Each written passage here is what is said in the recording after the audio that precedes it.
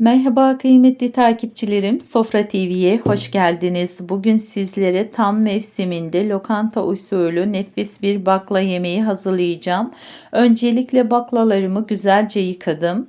Şimdi uç kısımlarını kesip kenarlarındaki kılçıklarını ayıklıyorum. Daha sonra ortadan ikiye bölüp hazırlıyorum. Kıymetli takipçilerim, beni hangi ülkeden veya hangi şehirden izliyorsanız yorumlar kısmına yazıp benimle paylaşırsanız gerçekten çok sevinirim.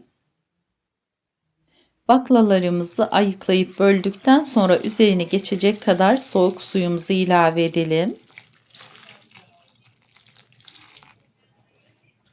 Baklanın kararmaması ve pişince daha güzel ve lezzetli olabilmesi için üzerine bir yemek kaşığı unumuzu ekleyelim. Yarım limonumuzu da şöyle güzelce sıkalım.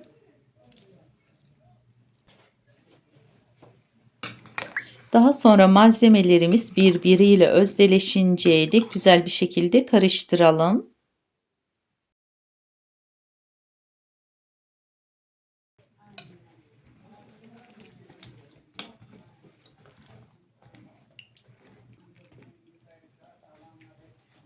Yarım saat dinlendirdikten sonra nefis yemeğimizi yapmaya geçeceğiz. Uygun bir tencerenin içerisine yarım çay bardağı sıvı yağımızı alalım. Üzerine bir adet orta boy ince ince doğramış olduğumuz soğanımızı ilave edelim ve 2 diş ince ince doğramış olduğumuz sarımsağımızı.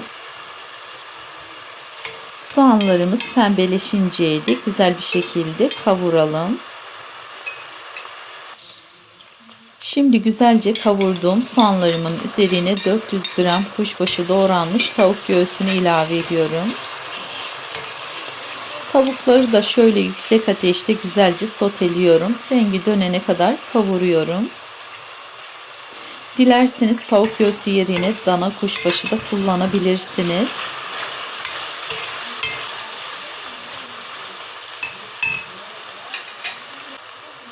Daha sonra üzerine bir yemek kaşığı domates salçamızı ilave edelim. Salçamızın kokusu çıkıncaya dek güzel bir şekilde kavuralım.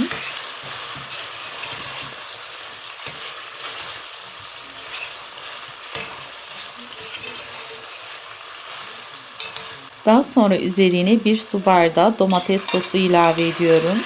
Eğer evde domates sosu yoksa onun yerine 2 adet soyulmuş ve ince ince doğranmış domates de kullanabilirsiniz. Domates sosu hafif suyunu çektikten sonra önceden süzüp hazırladığımız baklaları tenceremize ilave edelim.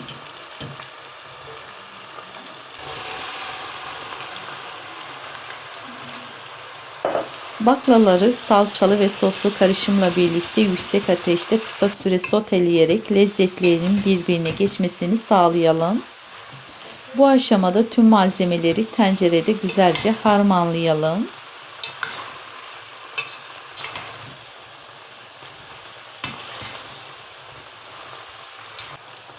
Daha sonra üzerine 1 litre sıcak suyumu ilave ediyorum. Ardından bir tatlı kaşığı tuz ve bir çay kaşığı da pul biberimi ekleyerek lezzetini dengeliyorum. Şöyle güzelce karıştıralım.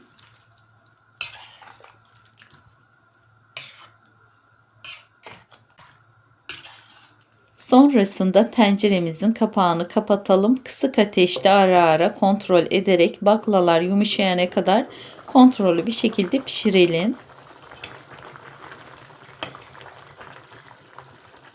Hemen şuna da değinmek istiyorum. Bakla geç pişen bir sebze olduğu için pişirme esnasında yeterince yumuşamazsa veya suyu azalırsa sıcak su ilavesi yaparak kıvamını ayarlayabilirsiniz. Ben sizlere şöyle rengini de göstermek istiyorum. Gerçekten de mutfağa nefis bir koku sarmış.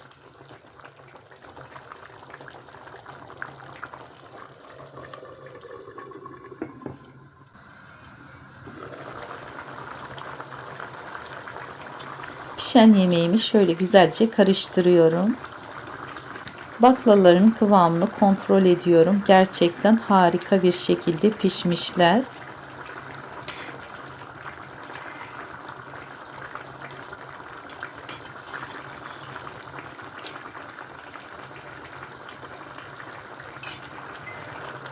Yumuşayıp piştiğini gördükten sonra ocağın altını kapatıyorum. Lezzetin oturması için yemeğimi kısa bir süre dinlenmeye bırakıyorum. Şimdi hazırladığım bu lokanta usulü bakla yemeğimi servis tabağıma alıyorum. Gerçekten tane tane yumuşacık kıvamı ve tam ayarında sosuyla yiyen herkesin bayılacağı bir lezzet oldu. Bakla sevmeyen bile bu tarifle fikrini değiştirecek kadar iddialı bir yemek. Videoyu buraya kadar izlediyseniz beğeni atmayı ve yorumlarda mutlaka düşüncelerinizi yazmayı unutmayın. Kanalıma abone olup yeni tarifleri kaçırmamak için destek olabilirsiniz.